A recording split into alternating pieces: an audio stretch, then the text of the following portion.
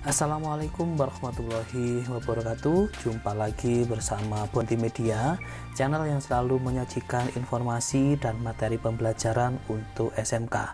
Pada video kali ini kita akan membahas materi tentang tampilan halaman awal Microsoft Word yang merupakan video pendukung dari materi kompetensi dasar 3.3 dan 4.3 dari mata diklat simulasi dan komunikasi digital.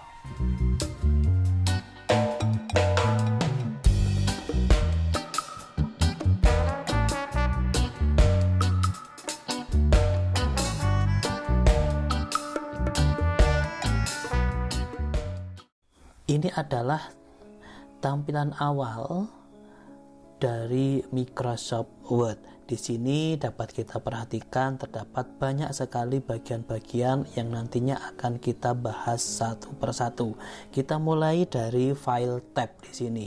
File tab merupakan tombol tab yang digunakan untuk membuka jendela info dokumen. Terdapat beberapa perintah pada tab ini, antara lain new, kemudian open, info, save, save as, print, share, dan sebagainya.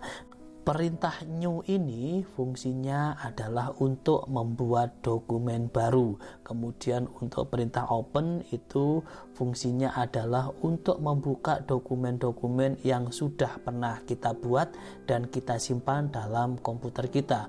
Kemudian info di sini memberikan keterangan tentang dokumen yang kita buat. Kemudian save dan save as itu berfungsi untuk menyimpan dokumen yang sedang kita aktifkan atau kita kerjakan saat ini. Kemudian perintah print itu untuk melakukan pencetakan, kemudian share itu untuk membagi ke komputer lain. Kemudian export itu adalah untuk menyimpan dengan ekstensi baru, dan yang terakhir itu close itu adalah untuk mengakhiri pekerjaan kita dengan menggunakan Microsoft Word ini.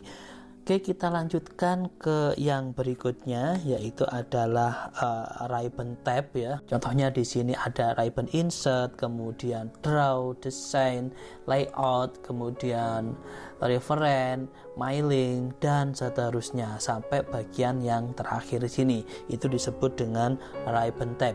Kemudian kita lanjutkan ke quick access. Nah, quick access itu posisinya di paling atas. Ini adalah quick access toolbar ya, merupakan toolbar yang berisi perintah-perintah yang dapat dilakukan secara cepat.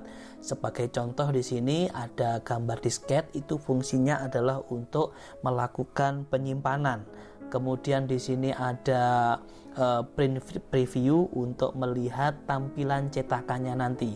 Nah, di quick access toolbar ini kita bisa menambahkan perintah baru. Caranya dengan cara klik nih bagian customize quick access toolbar, itu kita klik. Nah, di sini ada beberapa perintah-perintah seperti yang muncul di file tab tadi. Bisa kita tambahkan new. Untuk menambahkan new itu kita checklist ya, yang new-nya kita checklist. Nanti akan muncul di sini. Untuk menambahkan open pun juga demikian. Nah, ini adalah quick access toolbar. Kemudian yang berikutnya dalam tampilan ini kita mengetahui bertuliskan dokumen 1 Word itu merupakan title bar. Nah, seperti namanya, pada title bar ini berisi nama file yang sedang dibuka beserta jenis filenya. Nah, di sini karena ini belum saya simpan, ini secara default itu bertuliskan dokumen 1. Nanti kalau sudah kita simpan itu akan menyesuaikan dengan nama yang kita berikan. Kita lanjutkan ke grup ya. Ke grup itu ada, kalau kita mulai dari sini ya, ada clip art, font, paragraph, style, dan editing. Itu untuk tab home. Kemudian untuk tab insertnya itu ada page, table, dan seterusnya. Jadi setiap tab sini itu memiliki grup yang berbeda-beda sesuai dengan peruntukannya.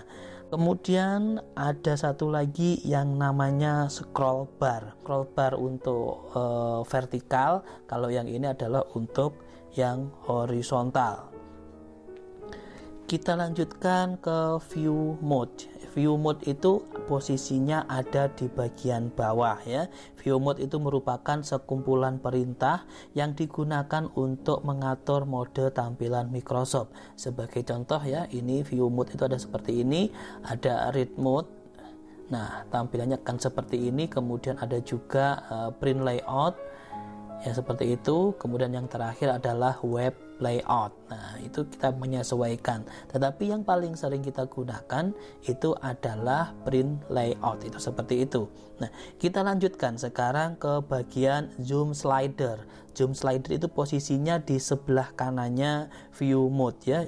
Fungsinya adalah untuk memperbesar dan memperkecil halaman kerja dari Microsoft Word tersebut. Sebagai contoh, di sini apabila kita geser, maka area kerjanya akan mengecil, dan apabila kita geser ke kanan, itu akan membesar. Selain itu, kita bisa melihat presentasenya di sini.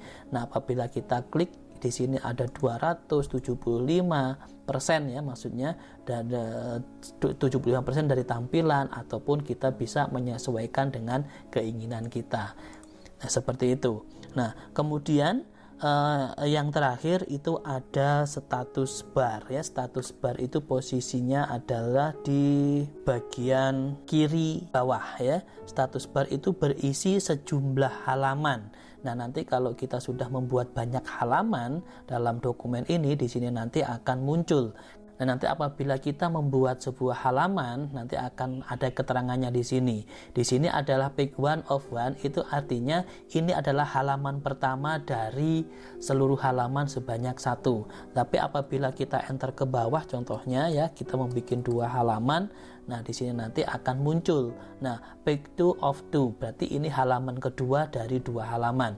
Kalau kita kembalikan ke halaman yang pertama, di sini ada page 1 of 2, itu artinya ini halaman pertama dari 2 halaman. Nah, itulah beberapa informasi yang perlu teman-teman ketahui yang berkaitan dengan halaman depan sebuah aplikasi, yaitu Microsoft Word.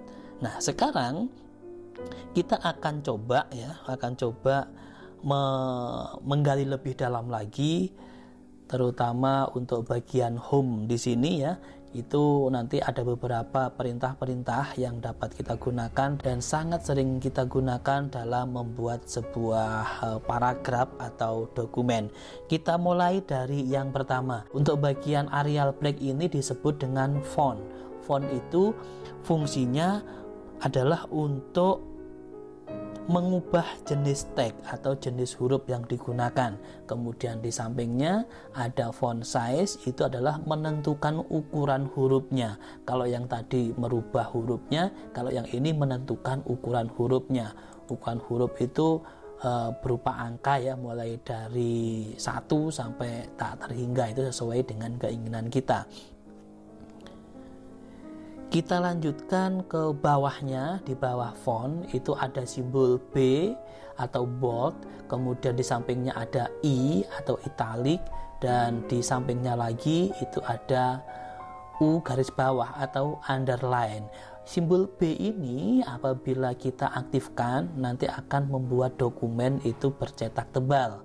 Kemudian kalau italic itu berfungsi untuk memiringkan huruf, dan underline itu fungsinya adalah untuk memberi garis bawah terhadap sebuah huruf yang kita pilih.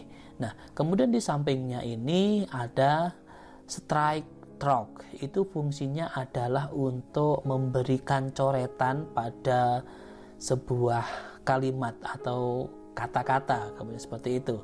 Nah, kemudian di sampingnya lagi itu ada subscribe ya. Subscribe itu artinya kita membuat tulisan lebih kecil dari tulisan yang biasanya dan posisinya berada di bawah.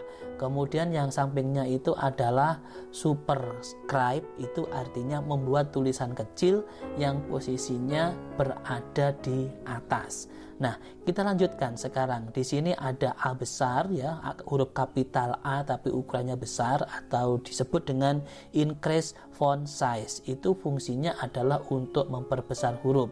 Nah, tolong diperhatikan di sini itu angka 11, apabila kita klik satu kali dia akan bertambah satu angka. Kemudian di sampingnya itu juga ada tapi hurufnya lebih kecil, itu disebut dengan decrease font size. Itu adalah fungsinya adalah untuk mengecilkan ukuran huruf, seperti itu.